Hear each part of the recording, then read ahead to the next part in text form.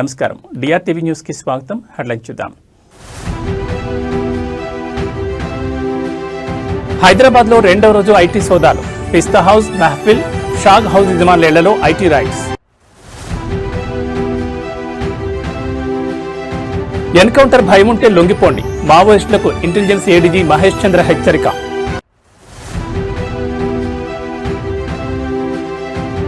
రేపు సిబిఐ కోర్టుకు హాజరు కానున్న జగన్, వ్యక్తిగతంగా హాజరు కావాలని ఆదేశించిన కోర్టు.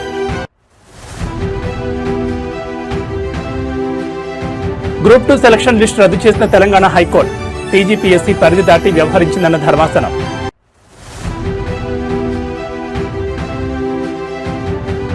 ఏపీలో మరో ఎన్కౌంటర్, 7 మావోయిస్టుల మృతి. ఇక డీటెయిల్స్ చూస్తే హైదరాబాద్లో రెండవ రోజు ఐటీ సోదాలు కొనసాగుతున్నాయి. నగరంలోని పలు చోట్ల సోదాలు కొనసాగుతున్నాయి. పిస్తా హౌస్, మెహఫిల్, షాగ్ హౌస్ హోటల్స్ యజమానుల ఇళ్లలో సోదాలు జరుగుతున్నాయి. ఈ హోటల్స్ ఏటా 100 కోట్ల వ్యాపారం చేస్తున్నాయి. ఐటీ రిటర్న్స్లలో అవకతవకలు జరిగినట్లు ఐటీ అధికారులు గుర్తించారు. నిన్న ఉదయం 6 గంటలకు ప్రధాన కార్యాలయాలు, హోటల్స్, రెస్టారెంట్లలో ఐటీ తనిఖీలు నిర్వహించారు. రాజేంద్ర నగర్లోని పిస్తా హౌస్ ఓనర్ మహమ్మద్ అబ్దుల్ మోషి ఇళ్లలో సోదాలు కొనసాగుతున్నాయి. ఇప్పటికే మహమ్మద్ మాజిద్ కి సంబంధించిన వర్కర్స్ ఇళ్లలో సోదాలు చేస్తున్నారు. వర్కర్ల దగ్గర నుంచి కీలక డాక్యుమెంట్లు, కంప్యూటర్, హార్డ్ డిస్క్లు స్వాధీనం చేసుకున్నారు. రికార్డులో చూపిన ఆదాయానికి నిజమైన ఆదాయం మధ్య వ్యత్యాసం గుర్తించారు. ట్యాక్స్ చెల్లింపులో తేడాలను గుర్తించారు. షాగోస్ హోటల్స్ లో నిన్న రాత్రి 10 గంటల వరకు కొనసాగిన ఐటీ సోదాలు తాజాగా ముగిశాయి.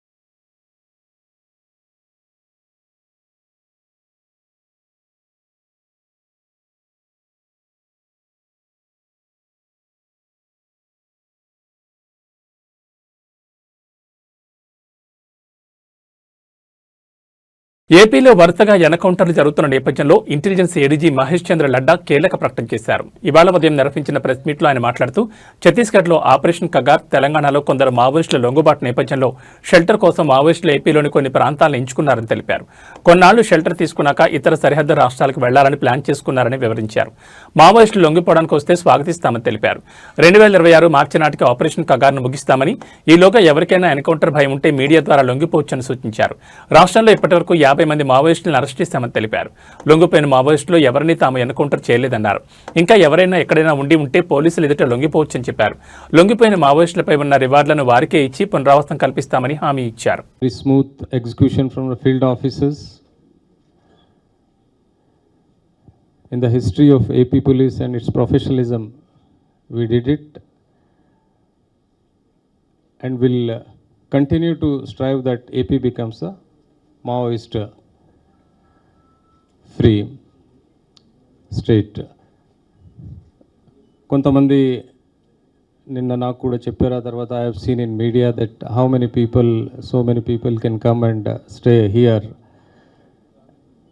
and police is not aware. I would say it's not correct. We had our intelligence, we were keeping a track. We were waiting for the right opportunity because we wanted to know వాళ్ళు ఏమి చేయగలుగుతారు, వాళ్ళ plan ఏమి, ఎందుకు ఇక్కడ వస్తున్నారు, ఫ్యూచర్లో ఏమి ఎక్కడెక్కడ పోతారు, ఇవన్నీ దృష్టి వల్ల we were just keeping silent and observing everything. So I assure all people of Andhra Pradesh that AP Police, our intelligence network, all we are alert. We are here to safeguard the state the best possible way. ఈ arrest వల్ల భయపడాల్సిన అవసరం లేదు. YCP అధినేత మాజీ ముఖ్యమంత్రి YS Jaganmohan Reddy సుదీర్ఘ కాలం తర్వాత అక్రమాస్తుల కేసులో రేపు హైదరాబాద్లోని సీబీఐ ప్రత్యేక కోర్టు ఎదుట వ్యక్తిగతంగా హాజరు కానున్నారు. ఈ కేసులో వ్యక్తిగత హాజరు నుంచి మినహాయింపు ఇవ్వాలంటూ ఆయన దాఖలు చేసిన పిటిషన్ను సీబీఐ తీవ్రంగా వ్యతిరేకించడంతో కోర్టు ఈ మేరకు ఆదేశాలు జారీ చేసింది. గత 6 ఏళ్లుగా జగన్ కోర్టుకు ప్రత్యక్షంగా హాజరు కాలేదని, ప్రస్తుతం ఈ కేసుల్లోని డిశ్చార్జ్ పిటిషన్లపై రోజువారీ విచారణ జరుగుతున్నందున ఆయన భౌతికంగా హాజరు కావడం తప్పనిసరని సీబీఐ వాదించింది. ఈ వాదనతో ఏకీభవించిన న్యాయస్థానం నవంబర్ 21లోగా వ్యక్తిగతంగా హాజరు కావాలని జగన్ ఆదేశించింది. ఈ నేపథ్యంలో గడువుకు ఒక్కరోజు ముందే ఆయన కోర్టుకు వెళ్లేందుకు సిద్ధమయ్యారు. ఇటీవల జగన్ కోర్టు అనుమతితో ఐరోపా పర్యటనకు వెళ్లారు. పర్యటన ముగిసిన వెంటనే వ్యక్తిగతంగా హాజరు కావాలని అప్పుడే కోర్టు స్పష్టం చేసింది. అయితే ఆయన హాజరు కాకుండా మినహాయింపు కోరారు. సీబీఐ అభ్యంతరం వ్యక్తం చేయడంతో ఆయన పిటిషన్ను కోర్టు తిరస్కరించింది. కాగా అక్రమాస్తుల కేసులో జగన్ 2013 సెప్టెంబర్ నుంచి బెయిల్పై బయట ఉన్న విషయం తెలిసిందే.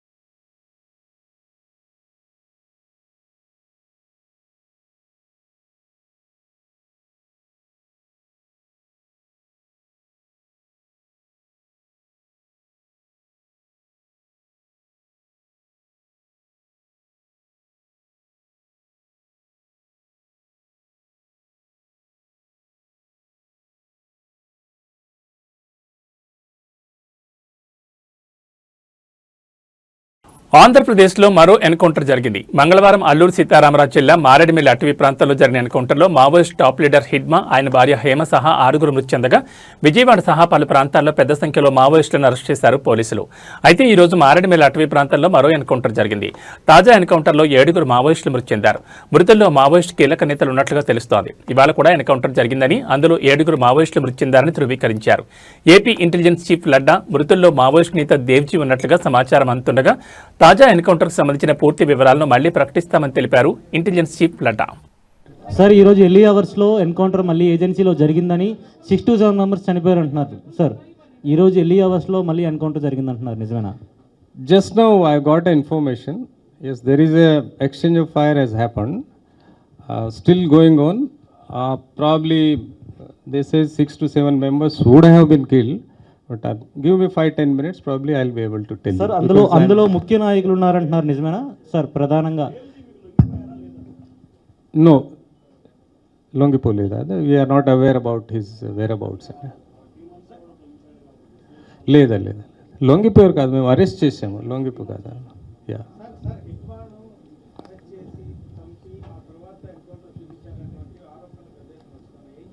నో, దట్స్ అబ్సల్యూట్లీ రాంగ్ అండి, కరెక్ట్ కాదండి. అనుమానం ఏపీసీఎల్సీ వీళ్ళు ఉన్న వాళ్ళ పని ఏదో ఒక జరిగితే something they will have to keep themselves busy కదా. If they have anything specific, they can go to the court, they can ask for whatever they want.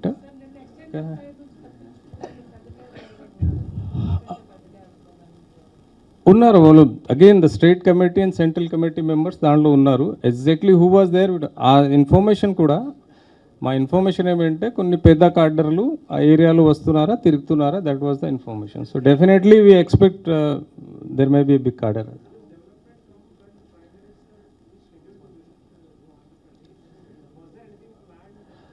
No, these are the two independent things. They are nothing to do with that. Sir, ఎవరైతే మావోయిస్టులకు ఆశ్రయం కల్పిస్తున్నారో వాళ్ళకి మీరు ఎలా warn చేస్తారు? అదేవిధంగా ఇప్పుడు వరకు ఆశ్రయం I can suggest them, I request them, please come and surrender. Government is వాళ్ళ మీద ఉన్న సరెండర్ అమౌంట్ కూడా వాళ్ళకి ఇచ్చి రీహాబిలిటేషన్ కోసం skill and area committee members 19, then platoon members 23, total 50. దీనిలో weapons 45 weapons, ammunition 272 rounds, 20 pellets and 280 cartridges, 2 magazines, 4 knives, then 750 gram wire, communication equipment, Maoist literature అన్నీ కూడా సీజ్ చేయడం జరిగింది. ఆ ఎన్కౌంటర్ తర్వాత కొంతమంది ఎస్కేప్ అయిపోయారు. సో దానికి మేము స్పెషల్ ఆపరేషన్ మళ్ళీ లాంచ్ చేయడం జరిగింది in continuation to the same operation. So those people are only people who are left out as of now as per our information, and probably shortly will try to take them. I'll say this is one of the biggest specific int-based. 10 ఏళ్ల క్రితం తెలంగాణలో నిర్వహించిన group 2 నియామకాల ప్రక్రియపై high court కీలక తీర్పు వెలువరించింది. 2015-16 notification సంబంధించి ఎంపికైన అభ్యర్థుల జాబితాను రద్దు చేస్తున్నట్లు ప్రకటించింది. తెలంగాణ పబ్లిక్ సర్వీస్ కమిషన్ తమ ఆదేశాలను ఉల్లంఘించి పరిధి దాటి వ్యవహరించిందని ధర్మాసనం వ్యాఖ్యానించింది. ఈ కేసుకు సంబంధించిన పిటిషన్లపై విచారణ జరిపిన జస్టిస్ నగేష్ భీమపాక ధర్మాసనం జవాబు పత్రాల్లో వైట్నర్ వాడకం, దిద్దుబాట్లపై తీవ్ర అసహనం వ్యక్తం చేసింది. ట్యాంపరింగ్ జరిగినట్లు స్పష్టంగా తెలుస్తున్నా అలాంటి జవాబు పత్రాలను మూల్యాంకనం చేయడం చట్టవిరుద్ధమని స్పష్టం చేసింది. సాంకేతిక కమిటీ సూచనల మేరకు పునర్మూల్యాంకనం చేపట్టాలని ఆదేశించింది. ఈ మొత్తం ప్రక్రియను 8 వారాల్లో పూర్తి చేసి కొత్తగా అర్హుల జాబితాను ప్రకటించాలని టీజీపీఎస్సీని ఆదేశించింది. టీజీపీఎస్సీ 2015లో గ్రూప్ 2 నోటిఫికేషన్ విడుదల చేయగా 2016 నవంబర్లో రాత పరీక్షలు నిర్వహించింది. అనంతరం 2019లో నియామకాలు చేపట్టింది. అయితే మూల్యాంకనంలో అవకతవకలు జరిగాయని ఆరోపిస్తూ పలువురు అభ్యర్థులు హైకోర్టును ఆశ్రయించారు. సుదీర్ఘ విచారణ అనంతరం కోర్టు ఈ తీర్పును వెలువరించింది. ఈ తీర్పుతో అప్పటి నుంచి ఉద్యోగాల్లో ఉన్నవారి భవిష్యత్ ప్రశ్నార్థకంగా మారింది.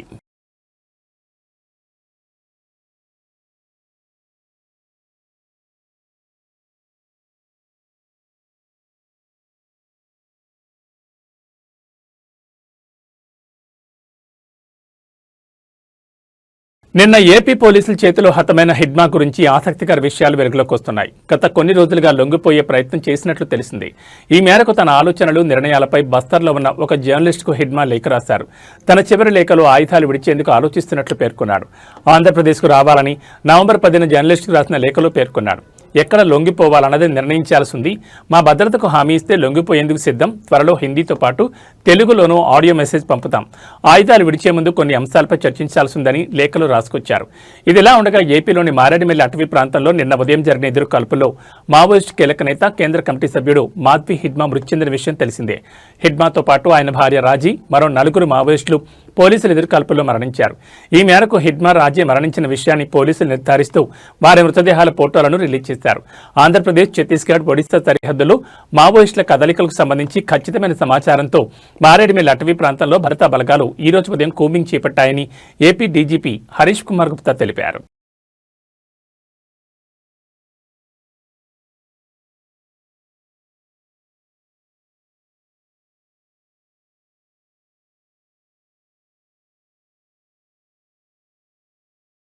బోర్డులు ఆల్రెడీ ప్రింటింగ్తో తయారు చేయించారు బ్యానర్లో. ఇప్పుడు ఇది మనకు ఒక సెట్ సరిపోతుంది. ఒక సెట్ సార్ బ్యాక్ సైడ్ పెట్టాలి. ఒక సెట్ అది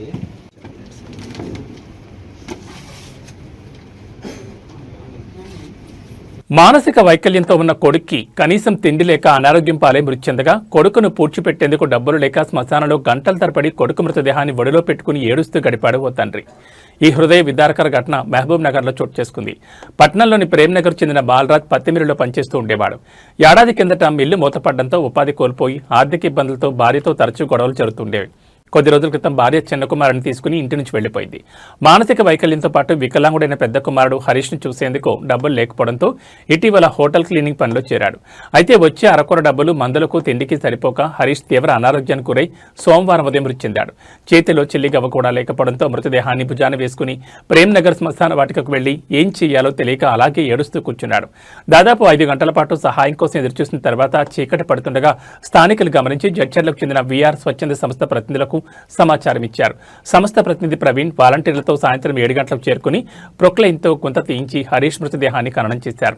అయితే గత 4 రోజులుగా ఆహారం లేక ఇద్దరం నీరు మాత్రమే తాగుతున్నామని, ఆకలి బాధ తాళలేక కుమారుడు మరణించాడని, తనకు కామెర్లు సోకి తీవ్ర అనారోగ్యంతో ఉన్నానని చెప్పడంతో స్థానికులు కంటతడి పెట్టారు. ఎంత విషాదకరమైన ఘటన అంటే నాకు ఇప్పుడే ఫోన్ వచ్చింది.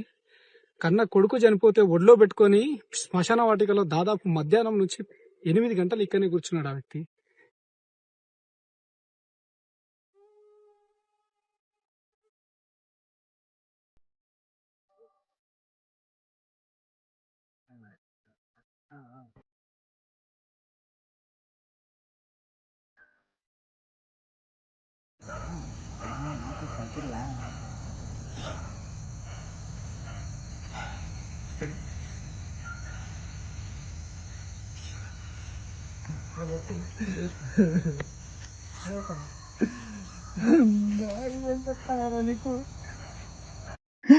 ఏం లేకుండా అయిపోతేవిరా, అమ్మ లేకుండా నాశనం చేసే బిడ్డ.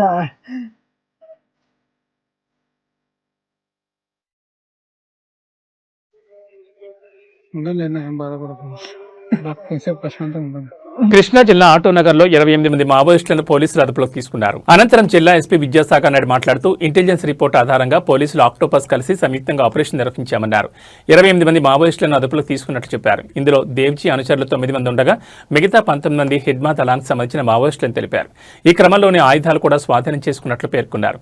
ఈ ఆపరేషన్లో సుమారు 200 మంది పాల్గొన్నామన్న ఎస్పీ విద్యాసాగర్ పూర్తి వివరాలు విచారణ అనంతరం వెలువరిస్తామని తెలిపారు. స్విఫ్ట్ ఆపరేషన్ చేసుకుని సార్ ఇంకా ఎంత టైం? 15 రోజులు వాళ్ళు ఇక్కడ ఉంటా ఉన్నారు సార్. 15 రోజులు ఇక్కడ ఉంటా ఉన్నారు కదా వాళ్ళు. సో ఇప్పుడు దాకా పోలీసులకు అనుకోవాలి, మీరు నిఘా వైఫల్యం అనుకోవాలా? నిఘా బాగా పనిచేస్తుంది కాబట్టి పట్టుకోగలేం కదా. 15 రోజులని మీరు ఎలా చెప్తారు? మీకు తెలుసా 15 రోజులు? ఫస్ట్ డే నుండి ఉన్న మీకు ఇన్ఫర్మేషన్ ఉంటే మీరు రెండు మేము విచారించి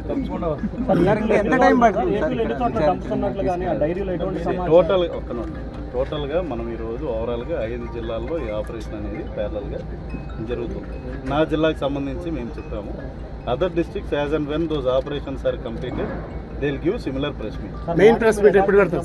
రేపు పెడతాం. రేపు చెప్తాను. అంటే మార్నింగ్ బిల్డింగ్కి వెళ్ళిన టైంలో ప్రతిఘటించడం కానీ. అంటే చూడండి, మన దగ్గర ఉండే వెపన్స్తో పోల్చుకుంటే, మన దగ్గర ఉండే ప్రొఫెషనల్ టీమ్తో పోల్చుకుంటే those people are from Chhattisgarh. They are relatively new చాలా మంది.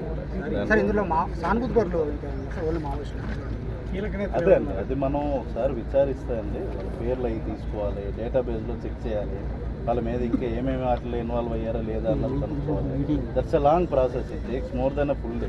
సరే, ఏ పోర్టు సమీపంలో ఈ షెల్టర్ తీసుకోవడానికి ఎక్కడండి ఎయిర్పోర్ట్ సమీపంలో?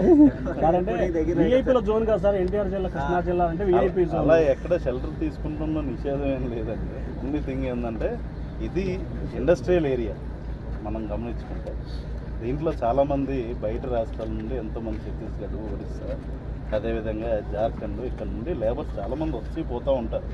అది ఈ రోజున జరుగుతుంది కాదు కదా. మనకి పెన్నూరు ఆటో నగర్లో ఎప్పటి నుండో బయట రాష్ట్రాల నుండి వచ్చి వెళ్ళటం అనేది అది సహజం.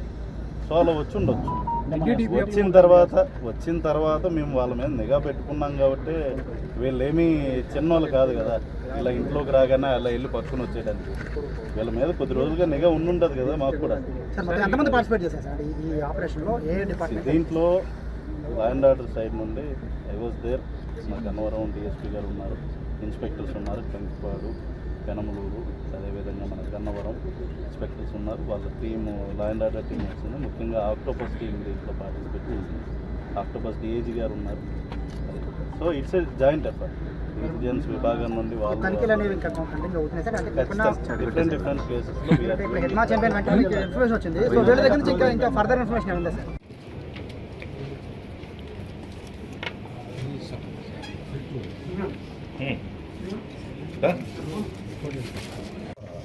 అది కోన్ కూడా ఒకటి చేయండి సార్. ఈఎము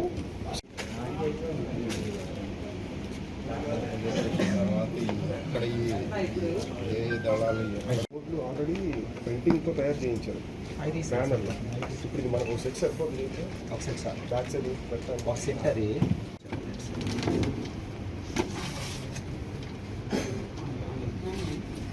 ఆముదం గింజల నుంచి అత్యంత ప్రమాదకర విషం తయారు చేసి అమాయకుల ప్రాణాలు తీయాలని చూసిన ఉగ్రవాది అహ్మద్ మొహియుద్దీన్ సయ్యద్పై జైల్లో దాడి జరిగింది. అహ్మద్ను యాంటీ టెర్రరిస్ట్ స్క్వాడ్ పోలీసులు అరెస్ట్ చేసి జైలుకు తరలించిన విషయం తెలిసిందే. ప్రస్తుతం అతను గుజరాత్లోని సబర్మతి జైల్లో హై సెక్యూరిటీ బ్యారక్లో ఉన్నాడు. అయితే ఏం జరిగిందనే విషయంపై పూర్తి సమాచారం లేనప్పటికీ అహ్మద్పై తోటి ఖైదీలు దాడి చేసి తీవ్రంగా కొట్టారని తెలుస్తోంది. ఈ ఘటనపై దర్యాప్తు జరుపుతున్నామని, ఖైదీలు ఎందుకు దాడి చేశారనే విషయంపై ఆరా తీస్తున్నట్లు జైలు అధికారులు తెలిపారు. ఖైదీలు మూకుమ్మడిగా దాడి చేయడంతో అహ్మద్ ప్రాణాలు కాపాడేందుకు పోలీసులు జోక్యం చేసుకోవాల్సి వచ్చిందని సమాచారం. దాడి గురించిన సమాచారం అందిన వెంటనే గుజరాత్ యాంటీ టెర్రరిజం స్క్వాడ్ బృందం సబర్మతి జైలుకు చేరుకుంది. దాడి ఎలా, ఎందుకు జరిగిందనే అంశంపై దర్యాప్తును ప్రారంభించింది.